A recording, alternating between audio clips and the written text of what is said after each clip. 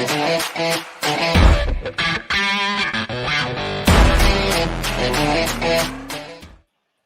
is going on, people? Welcome to the show, and welcome to my good friend over the pond over there in Canada as well. This is Matic TV. I'm here with Tim from Niagara MUFC. You all know Tim. And we are hopefully going to be joined by our special guest, Steve Caldwell, very soon. He's just on some other media duties at the moment, hopefully finishing up soon and joining us as well. I thought I would just kick it off, though, because we don't want to keep you all waiting. I know you've got plenty of other stuff you want to be doing on a Friday night, so we don't want to eat into that either. But Tim, how's it going over there in Canada, mate? Are you well? Family's all good? We've not spoke to you for a while. Yeah, everybody's good, but we're back in lockdown. More restrictions coming today, it looks like. So we could actually get a live announcement from the Canadian government about what is going to happen to you guys, is what you're saying, mate, while we're on air. 2:30 it comes out, so I'll update everybody. That's it. Keep us all posted, mate, because it's like when you're in lockdown, it means you're usually on the channel more. So let's just roll with it and see. Hello to everyone in the comments. Like I said, if you are just tuning in, we are hoping that Stephen Caldwell is going to be on with us, former Premier League player. He has just got caught up with some other media work, so rather than changing schedule, we're just going to roll with it, and hopefully Stephen can jump in as soon as he's finished. Hopefully, if he does. In the meantime, we're just going to get your thoughts on looking ahead towards the weekend. And first of all, Tim, mate, I've not spoke to you since last night. Where do you sit with what you watched last night? Was it an inevitable sort of performance, game, style of game, mood, pace? Yeah, I think so. I mean, it was one of those ones, just get the result. Try to get out without any injuries, without, really putting ourselves out there, I guess, and just move on to the next stage. I think we were in a good position coming home, so it was really, I don't think any of us really thought that we were going to have any issues last night. Yeah, no, I think the tone was set pretty early as well, wasn't it, with Cavani and his volley. I think that was his 9th for the season now, so worth every non-penny that we spent, or is worth every penny of his wage, you could say, because he has popped up with some important goals for us. And good to see Danny get 45 minutes, mate. How do you think Danny did last night, actually? Because we're big fans, want to see him play more. All right, last night, I suppose. He was not the best opponent, but still did his job. No, all right. Certainly, he's so far down the pecking order, though. I don't understand how he's this far down the pecking order in terms of midfield options. Really, it baffles me. It really does. But no, I thought it was, like I said, good performance overall. Move on, kick on to the semifinal. You and I were talking before we came on that we got to get over that hump in the semifinal. So hopefully kick on and see what happens against Roma.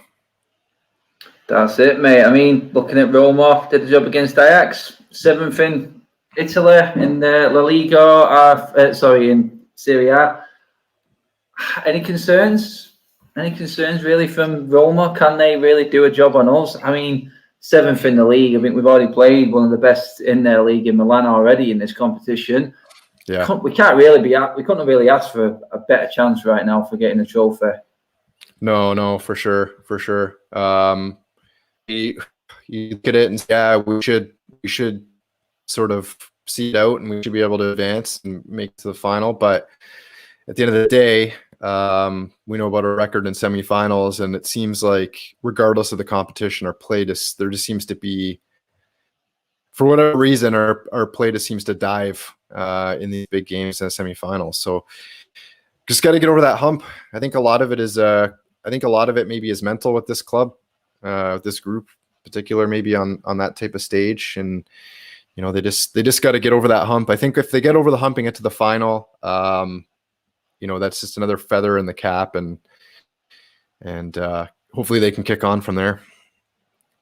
That's it, mate. I think it is a bit of a myth building regarding the semi-final bottle job scenario, but it does keep happening even sooner this year in the quarterfinals with Leicester. But I think when we do get through, which we should get through, then I think we've just got to look forward.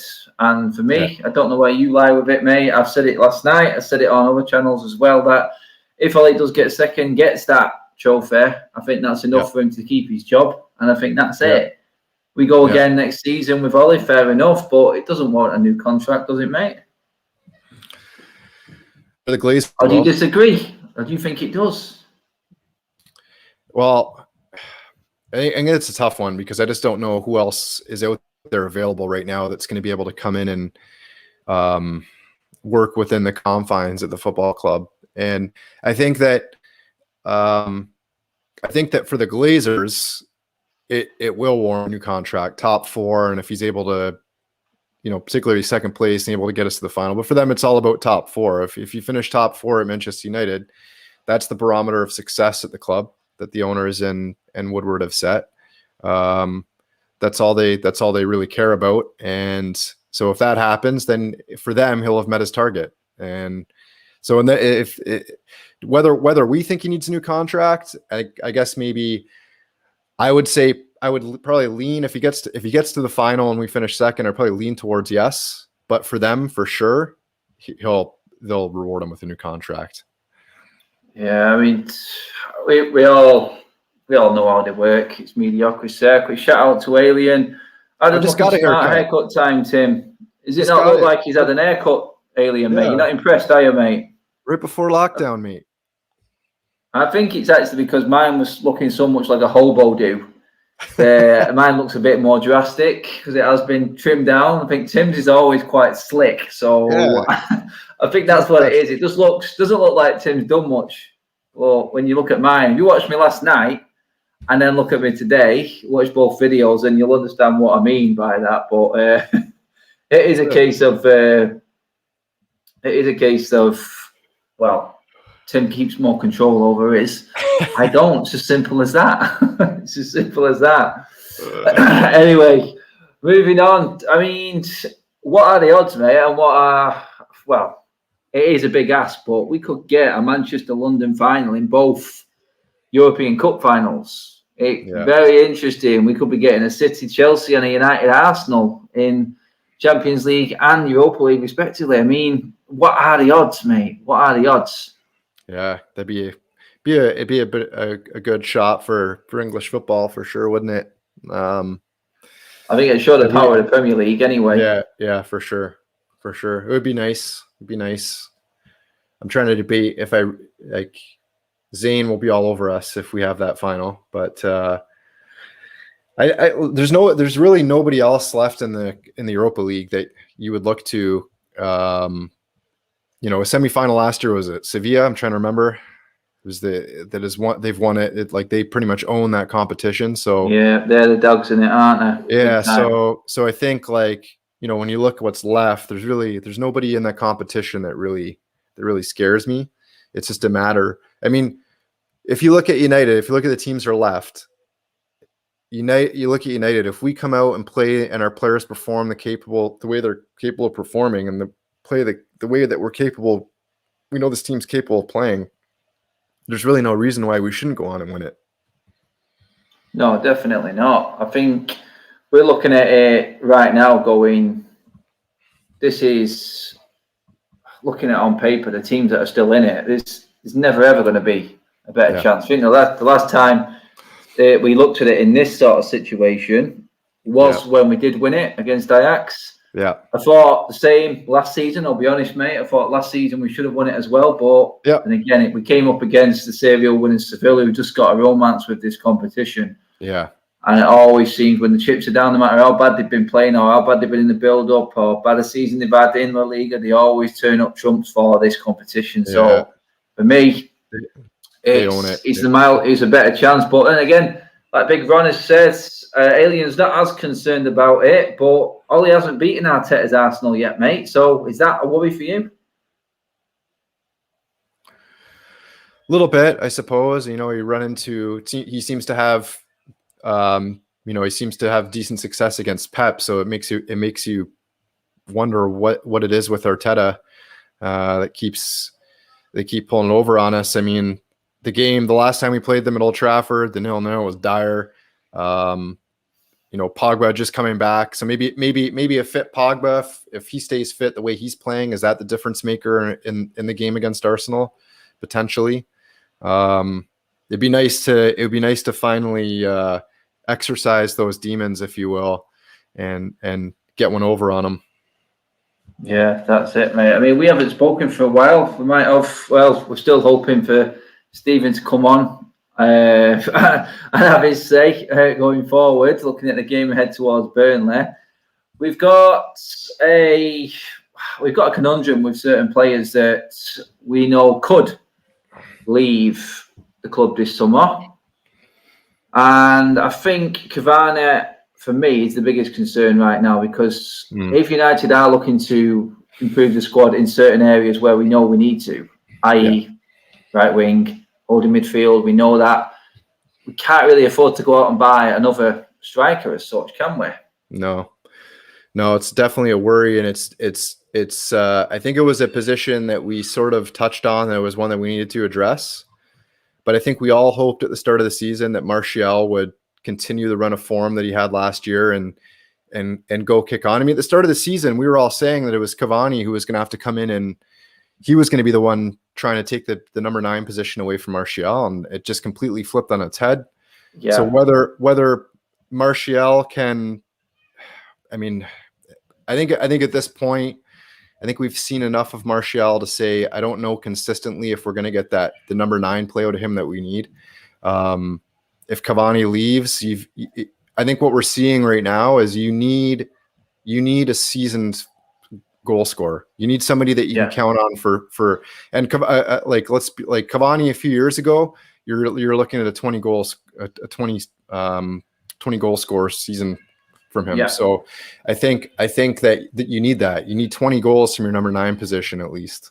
Yeah, that's it. And people, we did build this show up to be an interview and a special guest coming on the show, and I'm pleased to bring to you Mr. Steve Caldwell. Is now in the house with us. Stephen, thank you so much for coming on the show. How are you, my friend? I'm good, guys. How are we doing? Sorry I'm a little late. It's a busy day here. There's a lot going on with MLS starting this weekend, so my apologies. That's good. It's good. Tim has been filling us in with the situation in Canada with lockdown, curfews, and other news breaking. Mate, how has it been there for you in terms of the professional side of things, dealing with the lockdown, Stephen? It's been difficult. It's been a bit strange. Obviously, we've sort of been in and out of lockdown, Tim, haven't we, for about a year? Yeah. So it's really dragged on, and obviously I have connections in the UK, my parents, my brother and my sister, and a lot of friends, and I know it's been tough at times there as well, but it's been looks like it's on a better path at this moment. We're still stuck in a bit of a situation with a lot of cases and not enough vaccines getting in. So it's disappointing. It's really been a challenging last few weeks, getting through it and just like heading towards the summer, which is when we come out of hibernation and we start to enjoy the weather and get out and about. It doesn't look like it's going to happen for another few weeks. Yeah, I mean, you mentioned it there, Stephen, mate. I hope you do get out of lockdown soon, because you also mentioned PATH there, and by all accounts, you are going to be walking a very, very long one, mate, for your charity work that you're doing. What is it, a 23-hour walk? Am I right? Yeah. I think Tim was saying 23 hours. Can you just let us know about the charity and what it is you're doing it to raise funds for, please, Stephen, mate? Yeah, thanks for bringing it up. It's really a charity. It's quite close to my heart. It's Leukemia and Lymphoma Society of Canada, and it's a charity I've been involved with for a few years through my friendship with Shen Go, the CEO of the Blue Devils Academy, which I work with. I'm president there. So his daughter Leah, who's an extremely inspiring young lady, she's 14 now, but she was diagnosed with leukemia at 3 years old. So that's why I got involved, and I've been a big supporter. I did a few things for the charity before. They asked me to be involved in this campaign to raise some funds, and I gladly took part alongside 7 or 8 other businessmen and women in the Toronto area. And my whole campaign is built around a physical activity, I guess, and I chose a walk. Why 23 hours? Because every 23 minutes, unfortunately, a Canadian is diagnosed with blood cancer. So that's why it wasn't the 24. We just decided to go the 23, which is going to be quite a challenge mentally and physically. I've never done it before, guys. I've never I think most of walks about 15, 16 kilometres, so it's going to be grueling, but that's the point, to try and challenge yourself. Unfortunately, my legs probably wouldn't have held up in a marathon or something like that, so I thought we'll go for a walk, and if I take a neat hobble in the last few hours, then so be it. It's about sacrifice and bringing attention to what's a worthy cause. You know, there's 128,000 Canadians living with blood cancer, so it's quite significant, and we've been hit by COVID. The diagnosis have went down 25%. It's not because people are not getting blood cancer; it's because we're not getting tested as regularly through COVID and stuff. So it's an extreme time, but excited to do it. Hope people can support. Hope people can maybe come out and walk, depending on where we are with the lockdown. And anything anyone could donate is much appreciated. You can go into llscanada.org and you'll see the page, Man and Women of the Year, and my face will pop up with the Toronto section, and can donate. Whatever you can give would be absolutely massive for anyone who's listening who feels inspired to donate something. That's it. You'll catch. Sorry, Tim. Just quickly before Tim brings up this point there. In the description below, guys, there is the link directly to that page. If you did want to fund anything there, you'll see Stephen there in a very dapper, smart suit, I might add, for the picture. Looking very smart. But yeah, all the super chats and any revenue from this particular video and live stream today, we will be donating to Stephen's cause and his page as well. So anyone who does want a donate, you can go right to that link. If you do put a super chat on or anything like that on the page as well, that also will be going in. Sorry, Tim. Carry on there, mate. I was going to say, we all know somebody who's been, whether this particular type of cancer or other cancer that's been touched by it. So we all have some sort of link. Adam and I will tweet out the link too for you as well to we will donate for the cause and to support Stephen and his long walk here. Thanks, guys. So. Much appreciated. I really appreciate bringing that up. No worries. No worries at all, mate. I mean, talking about long, it has been a long career. We'll just touch on where it all started for you, Stephen, if you don't mind. I mean, I looked it up and I thought, I looked Premier League debut against Manchester City, Champions League debut against Inter Milan. I'm thinking, wow, it doesn't really get much bigger than that, really. And then under the guidance of the famous and still legendary Sir Bobby Robson, I have to ask what it was like in them early days, and when Bobby Robson obviously was, I think, at his peak as a manager. I mean, what was it like coming through, first of all, in that Newcastle team, and when you got that call, and it was, I mean, first of all, how was it playing under Sir Bobby Robson? It must have been immense. It must have been a pleasure.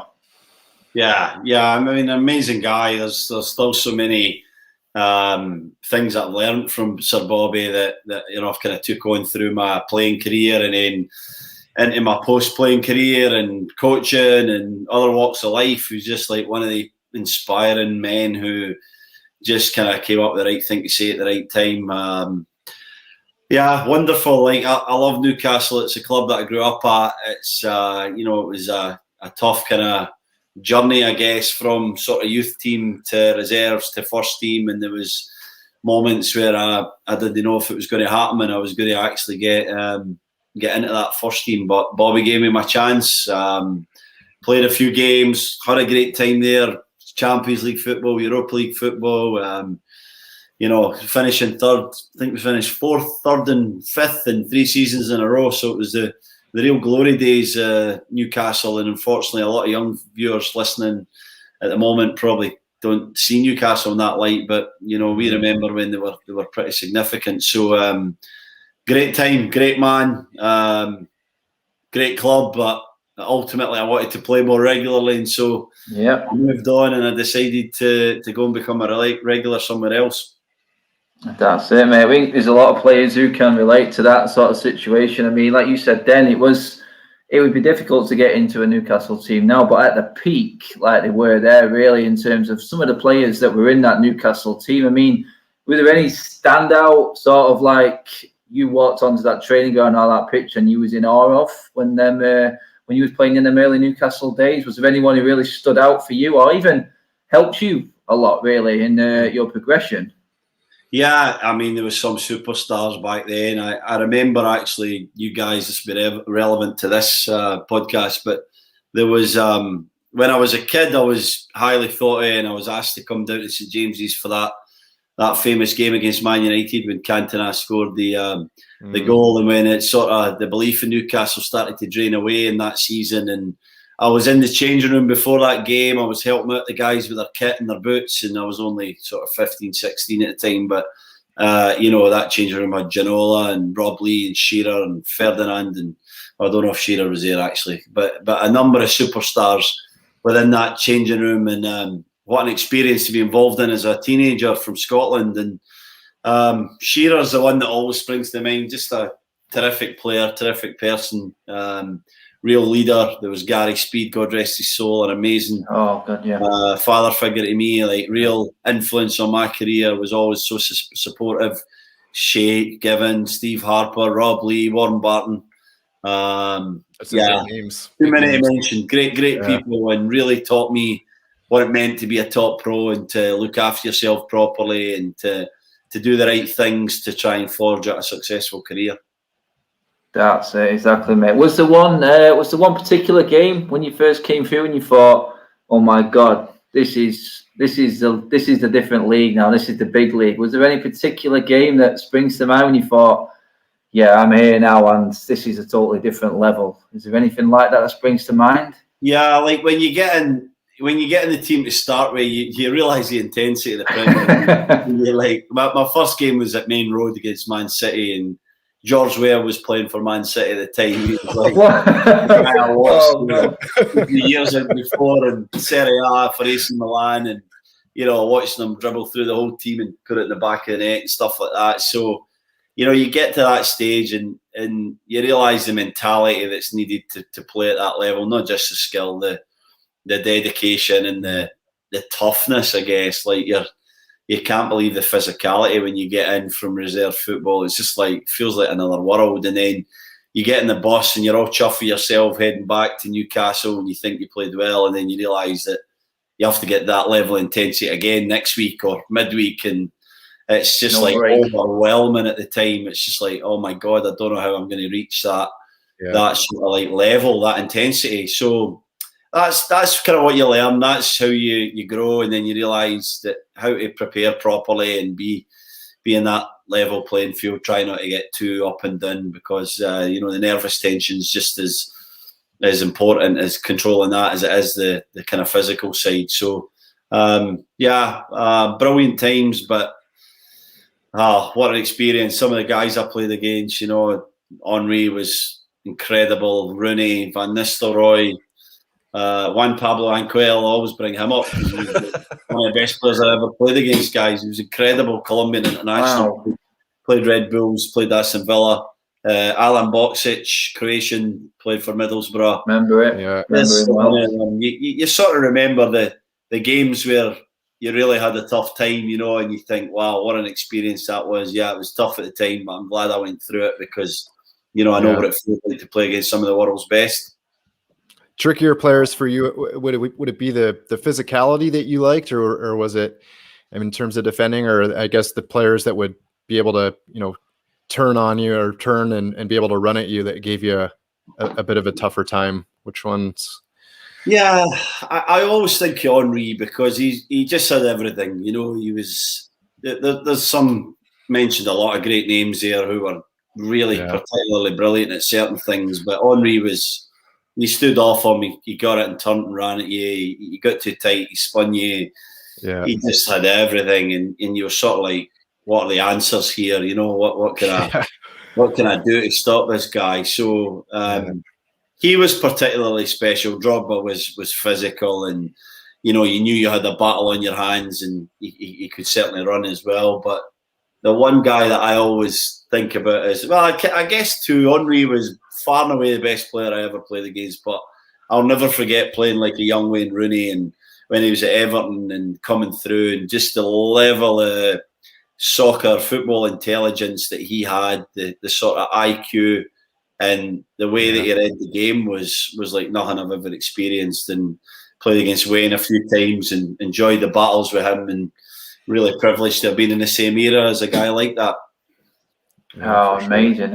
I mean, you did have a few teams, but I think he spent got most appearances for our opponents this weekend in Burnley. I mean, do you get a chance to watch much of the Premier League these days, Steve? Do you stay in touch with everything that's going on? And how do you think your old club Burnley have? I mean, massive credit to how that club has been run for Sean Dyche to keep on a shoestring budget that team in the Premier League for so long and pretty much stabilised in the Premier League now, I would say. I mean, you've got to look at that and think that's an amazing job and what a well-run club to keep it in the Premier League on, like I said, that budget, mate. Yeah. I mean, Sean Dyche has done a remarkable job, really, with the resources that he has and the players, the amount he has to spend. And, you know, they're just a team that always find answers. They're so clear what their identity is. You know, you think every year, this is a year, and they're in a little bit of a rut, and then they find 3 or 4 results out of nowhere, and you know they win games with really the same players and the same style as they've been playing for 5 or 6 years. You know, which is quite impressive in itself, guys. You know, because in that league you're found out so quickly. Your strengths, your weaknesses. You know, teams work out how to hurt you within a matter of weeks if you're a new team coming up or you're in that league. You always have to adapt. And Burnley are a team that have never really adapted and just always found a way to amass enough points to stay in the Premier League. And that is particularly impressive to me. And I think that it's down to the characters that they have there and the coaching staff, the manager, as we mentioned, that everyone understands what it takes to be successful at Burnley. I feel like we did a great job of kind of setting the foundation for that. There's this group of players have took it on at a different level, and there's certainly more quality there. But I'm really proud of the part that I played and my teammates played in that, because I don't think Burnley would be, well, I know for a fact that Burnley wouldn't be where they are right now if it wasn't for us setting it up, you know. So great time, great people, great club. I hope we stay in the Premier League for a long time. I know it's going to get harder every year, and who knows how long they can hold on to Sean. But yeah, done a great job and a great club to have spent some time at. Do you think they'll ever modernise that stadium, or are they going to keep it the way it is just to add that fear factor? You can't make it nice if you make that stadium nice. No, it doesn't. It doesn't suit that. I've been there a few times. It really wouldn't suit where it is, would it? It wouldn't fit in character with the town and where it is if it modernised up a little bit, would it? No, it's that corridor where you come in towards the changing room. And if the top door's open and the bottom door's open, it's a big wind tunnel, and the wind just blows right through it. And it blows you out. Some of the stars coming in there, and they're looking around, going, "I don't know if I fancy this tonight." You know, it's certainly an experience that's quite unique, and we played on that. We used that to our advantage. We certainly felt like, you know, when you're coming into the building, you're a home player, and you're going like, "Oh, this is going to be horrible." Then you bet your boots that the away players think that 10 times. So it gives you that extra bit of strength needed to go out there and have that, I guess, that competitive advantage. So I don't think it'll change much. It's still a great place to play. 25,000 feels like 100 at times, the way the fans get behind the team. So it's one of the places that I remember as being really special to have played it. Yeah, definitely. Definitely. Yeah. I mean, I remember the first season that Burnley came up. We lost 1-0. United lost 1-0. Yeah, Robbie Blake, great goal. Yeah, remember it very well. We had a really good team out there. Certain, I can't remember, was it Carrick who missed a penalty? Yeah, I think so. Someone missed a penalty for us, and that just shows you the intimidation that these small grounds can have. I mean, a lot of clubs this season have struggled. Like, I think Sheffield United are probably one who have had their season sort of hampered by not having any fans in the stadium, because being down there in Sheffield when we went last season, it was a very, very ferocious atmosphere, very similar to the Burnley one, and they pride themselves on the atmosphere. And I mean, do you feel like the season will be any different next year when the fans come back in, Stephen? I mean, there's a lot of teams like Liverpool, I would say, Sheffield United, Newcastle, I think, have missed fans this season. Some not as much, but it's going to be interesting when they do come back, mate, how who adapts first to it and who adapts well. Yeah, I think everybody's missed them, Adam. I really do. I think, you think of most teams' home stadium and what advantage that brings when it's rocking or when you've got that momentum during a game.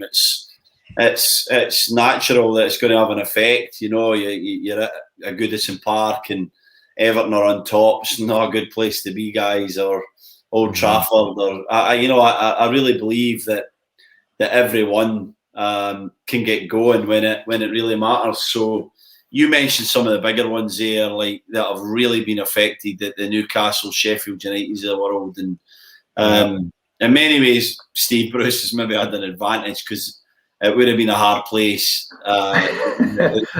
The tension within the fans, like that, is not an easy place to play when it's not going great. So maybe they had a little bit of benefit for it, but there's the games where you need the fans for that extra 5%, and it's not there. So God willing they're back, guys, because we've noticed that it's just not the same. It just doesn't mean as much if the fans are there. It's not the same experience, and the Premier League, I think, I've realised what the fans bring to the whole experience, and hopefully they will have packed stadiums soon. That point you made there, actually, Stephen, brings us perfectly onto the game, because United fans, as we know, can get on top of the players. Me and Tim have spoke about this numerous times. Ollie's said in press conferences this season, if the Stretford end were there, it would have stuck the ball into the goal. I was like, I've been there. It's not quite like that all the time, Ollie, mate. Yeah. And United, I think it's 4 or 5 years since we've actually beat Burnley at Old Trafford. Now I'm thinking this year, with no fans, we've got to beat Burnley at Old Trafford. Sure, we've got to beat them one time at Old Trafford, but they're point in case there, mate, exactly what it's like. I mean, Burnley, stubborn, small team, can still go to a ground like Old Trafford and be unbeaten in 4 years. I mean, do you see any difference this weekend with United playing Burnley in the running now when points are so vital?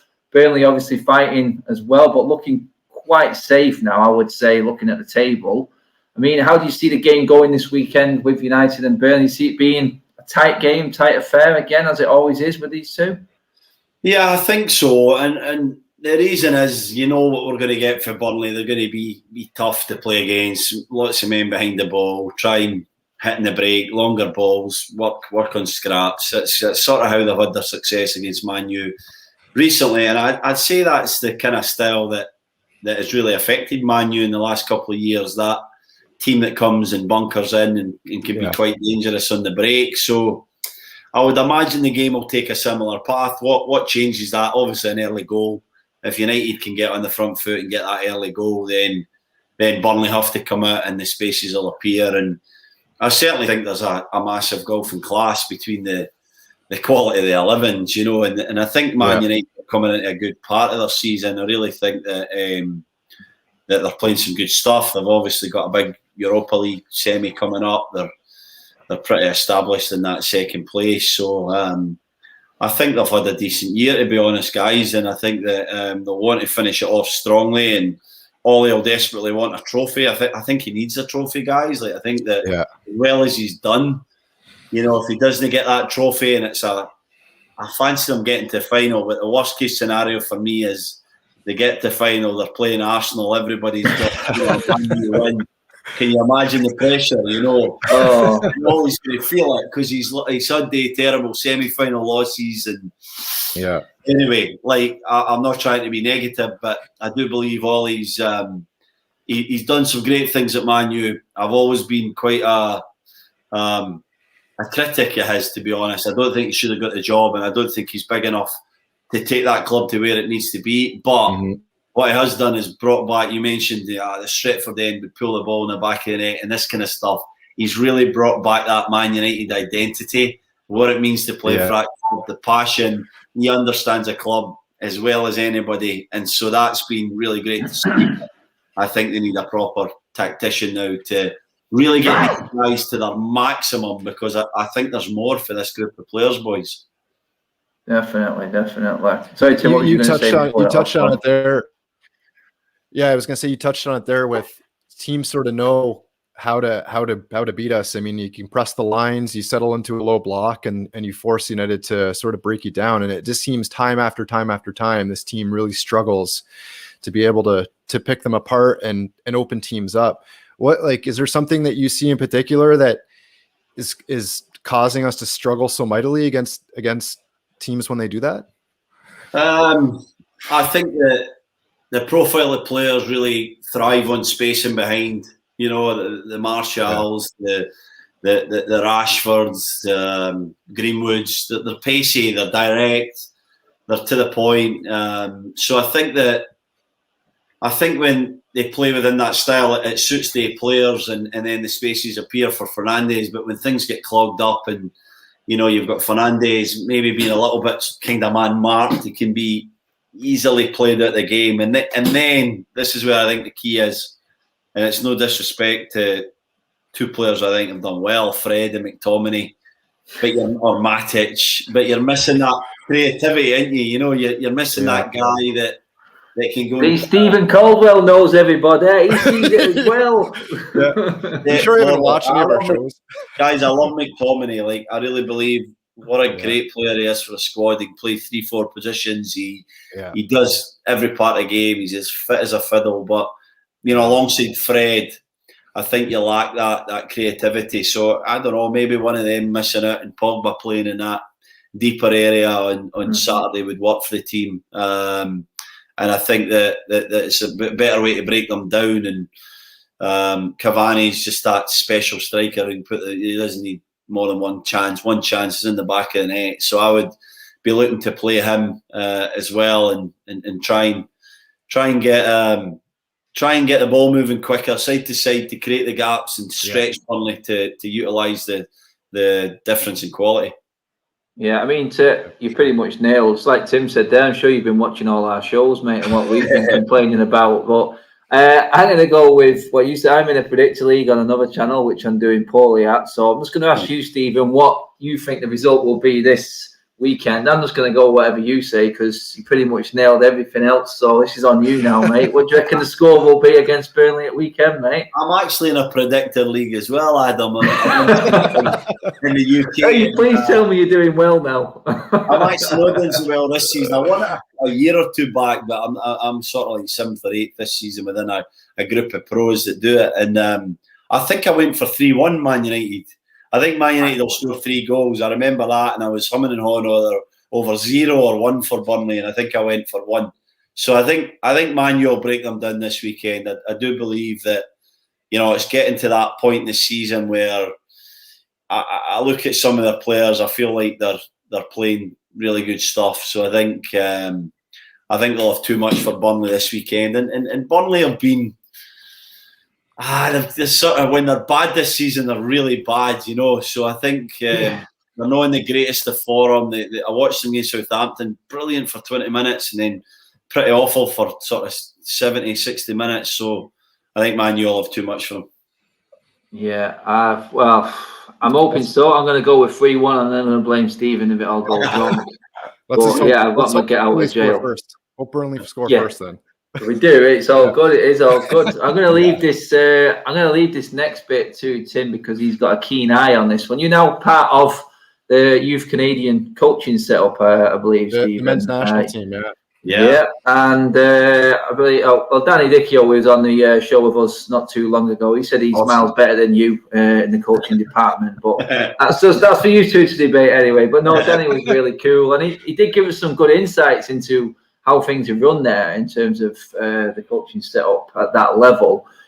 Tim's got his eye on a certain young whippersnapper that you may be able to fill us with a bit more information on. Tim? Well, I was just curious about Shaquille Marshall Ruddy situation. Obviously, at Toronto FC's academy, been linked recently to some big clubs across the world with Bayern Munich, Juventus, City, and United. I'm not going to ask you to jump into the transfer speculation, but I was wondering if you, as we're a United fan channel, if you could give people just some idea about the player. And I know that he made his first Canadian call-up in January, become the youngest Canadian player to be called up. But what is it that's exciting everyone about this youngster? Yeah, A lot. I mean, basically, let's start at the beginning. He's 16, so it's pretty incredible when you've got a 16-year-old making the national team. I know it was more of a training camp we had, but still, pretty exceptional. A guy who's playing for one of the best teams in MLS and TFC, coming off the bench, getting a couple of moments at 16. What does he do well? He's very good at sensing space. Again, a bit of the Rooney's about him, like in terms of the age and the football IQ at that age. Drifts into space, can 2-footed, is quite strong for he's only 5'7", 5'8", but he's strong and he can glide. He usually picks the right option. He's a level-headed kid. He's got a long way to go for sure, but exceptional talent. Really, really different level for me. Like, very exciting in terms of what I think his limit will be. I think that he's a guy who I sort of likened him to Fabregas a little bit, where he's just that kind of guy where he doesn't look particularly quick, but he's always getting there. He's just nipping ahead of players. He sort of puts the burners on. He's got that change of pace, and he has that ability just to kind of float and drift into areas. So he's got a bright future, but he's got a lot of learning to do before he's ready for some of the teams that you mentioned. But I can see why they're looking at him, because the potential's sky high. Oh, I think Tim's just been waiting for that day to say that as a Canadian in the United team, he's just going to go mental on that day. Absolutely. I'll enjoy it at TFC first, because I'm a season C holder for TFC, so he can help us win a few more cups over here. And then I think that'd be the best idea. Stay in Toronto for 2 or 3 years, rack up a number of appearances. If it was what we all expect him to do, then the big guns will all be coming from. Then it's up to him. Like, Fonzie made a great decision to go to Bayern. It was really smart to go to that kind of learning ground and a place where he would get time and then a chance, and it's worked out for him so far. So I think Jaquil should be as smart with his decision and not jump into the first thing that comes along. Yeah. There you go, people. Sure. Remember the name. Remember the name. Tim's going to take credit for it. Stephen's the one who knows the inside track, guys. Just a quick question from the watchers in the comment section there. Did you ever play with Colin Hendry, Stephen? He was immense for Blackburn and Scotland. Brilliant player. One of my heroes. Looked up to him, but never had the pleasure of playing with him. I don't even think I played against him. We sort of just missed each other. I was coming in 2000, 2001. I think he might have been in Scotland by then with Rangers. But he's coming to the end of his career, so did you ever meet him? I must have met him once or twice, for sure, when he was playing with the national team and I was in the 21s. So I don't know him particularly well. Actually, Danny and I, who were away with Canada recently, Danny Dicchio, he played with him. Danny played with him at Preston, and we were chatting about him a couple of weeks ago when we were away, and a couple of stories around him. So it was bringing back the memories, because he was a brave heart, wasn't he? He was a guy that put his heart in the line whenever he played for Blackburn or Scotland. Yeah. I've never seen a guy attack a ball in the air like that guy. Oh my God! It's like you have to have something about you to challenge him. Yeah. Because he was formidable in the air. I remember many a times watching the Premier League years. I think bring it all back with players like that. Just, you know what? Yeah. They just don't exist in the game anymore. It's a different game altogether right now, and it just shows you how it's changed and how football is adapting to a completely different style right now. It's just you just can't get away with it. I mean, before we finish, I hate to finish on the sour notes, but in terms of like the game changing, Stephen, from when you played, from when I was watching it as a kid, very similar age. I remember a lot of the players and a lot of the times that you were talking about. I mean, VAR in the way it is now, is it a good thing? Is it a bad thing? How do you see it, mate? I mean, all I hear is every other country in the world handles VAR 20 times better than the Premier League. Is that the case from what you've seen? Do you think it should be here? Yeah, well, we were one of the first in North America and MLS to bring it in. And we had the great Howard Webb over here setting it up, and and working closely That's with where he's gone. I wondered whether he had Here. gone. Howard's in New York. He works with Professional Referees Organisation Pro in New York. He's done a terrific job. A good friend of mine. He actually worked with him in the World Cup in 2018 on Canadian television. So brilliant guy, smart guy, terrific ref, of course, everyone remembers. But what made him a great ref was he was just a great person, and he explained things to the best of his ability. He was absolutely fair, and he said it how it was. And VAR has worked here, really. It has to be said. There's still mistakes, and there's one or two decisions where VAR steps in and the incorrect decision is then made, and so you always get that controversy. I think we always will, but it's like nobody in Britain likes to accept that things are changing and that things are different, you know. And so, you know, I have a big problem with that, because I think that it's for the good of the game. I absolutely agree that it needs to be tweaked and it needs to be amended, and we'll find the sweet spot, but we need it in there. You know, we never really complained when goal line technology came in. We accepted that if the ball was an inch over the line, it's a goal, or if it was an inch on the line, it wasn't a goal. Yet we don't accept that if he's an inch offside, he's offside, and if he's an inch onside, he's onside. Like, it's, I think we've got a problem with the actual lines and the technology, and we're saying, oh, is this accurate? And so we've got a bit of work to be done there when it comes to that stuff. But once we get there, and we will, then I think we should just accept it. I think we should amend some of the rules because they're a bit antiquated with the technology that's there. But eventually what we want is, we do not want a lad to be offside scoring a goal in a Champions League semi-final that knocks out your team or whoever's team. You know, like that's what we're trying to get away from. And I think predominantly that's where VAR will take us. It's just going to be a bit of teething problems till we get there. Yeah, that's it, definitely. Yeah, sure. Tim, do you have anything to touch on that, mate? No, Stephen makes a good point. I mean, it was implemented over here in MLS, and I have to echo those thoughts. They've done pretty well with it over here, and it just, some of the ones that you see in the Premier League, like the one on the weekend with Scott McTominay, just the foul. It's calls like that you see. On that one again. It's ones like that you see that you just sort of wonder, you know, that's really where the spotlight gets shone on VAR. So yeah, I think that's definitely that one was a great example, actually, where, you know, we all saw it, and there was a touch there, and the lad went over. Was it Son, like he'd been shot? Yeah. And everybody does it. Like, let's not have Son or anybody else. That every one of them do it. I'd be doing it if I was still playing. Anything for a competitive advantage. You know, we don't mind doing it, it's our team. But the facts are that, do we really need to go back that far? Did we need to look at that incident? Was it worth stepping in? I don't know. I just think it's ruining the game in that regard. So, like I said, I'm sure we'll tweak it, and we'll start to get to a sweet spot where we really hone in on what actually matters within that goal, within that red card incident, whatever it may be, and then just come in for the moments. But when you look at the numbers, Adam, like Howard presented to us a couple of weeks ago, MLS stats for last year, and I think they came in once every 3 games or something like that with VAR. Like, it's nowhere near as high as you think it is. You know, they really don't step in as much as you think, and most of the time when they step in, they get to the right decision. So it's sort of working here for sure.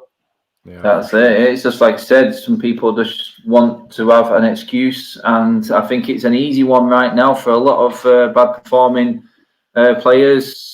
Tactics, results for a lot of teams. I think it is. I think it is overused here. I think it's brought up for everything.